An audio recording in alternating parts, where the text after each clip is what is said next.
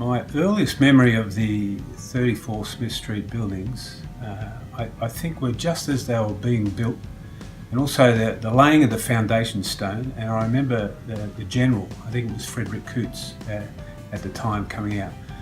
So I would have been barely 9, I think, but I remember marching around from the old George Street building where we were opposite the picture theatres there, and marching around with the band and the timbrels and a whole array of people, and standing outside while the foundation stone was laid. And then later, when we actually opened the building, doing the same thing. So I have a very clear image in my mind of that as a 9-year-old, and I think almost 10 when we actually moved into the new building at Smith Street. I remember a lot about the new space. It was great. As a 10-year-old, it was fantastic. There was so much more room for us to move. The old George Street building didn't really have a lot of room for the kids to run around and that. I remember 2 things specifically about it. There was a big empty car park next to it, and we used to often play ball games there.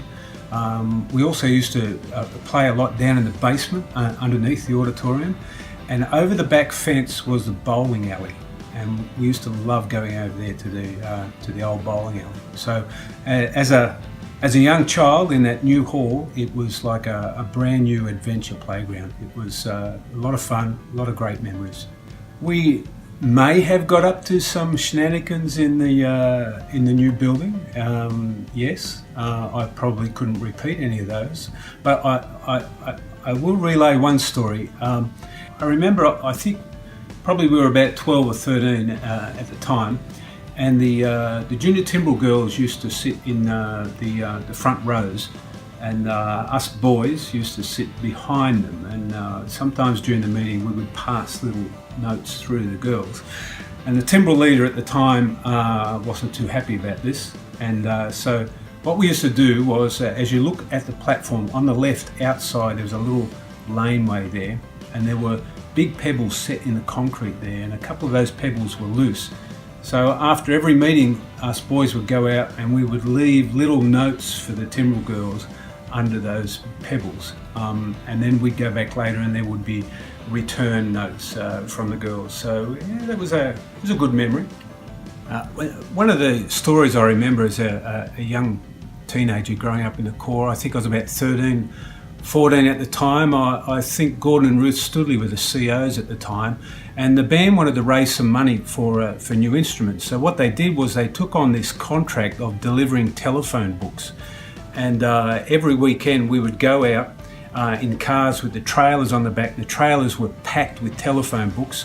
The bandsmen were driving the cars, and us teenage boys were sitting on the trailers with the telephone books, running into houses, delivering all these telephone books.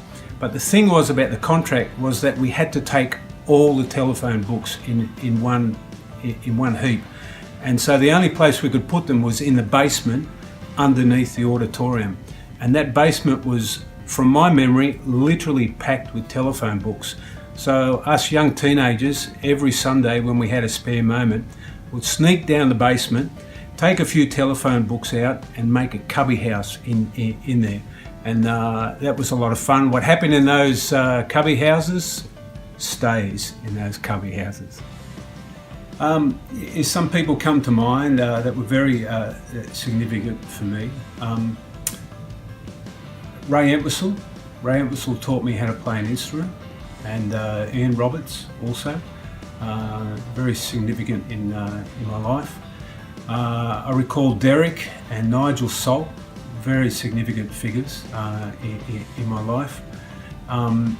Also, Kath Mackay was my teacher in Corps Cadets, and had a profound influence on me spiritually. And Jeff Strong also. I recall having a long chat with Jeff Strong when I felt the call to officership, and Jeff helped me to get some great clarity around God's calling in my life.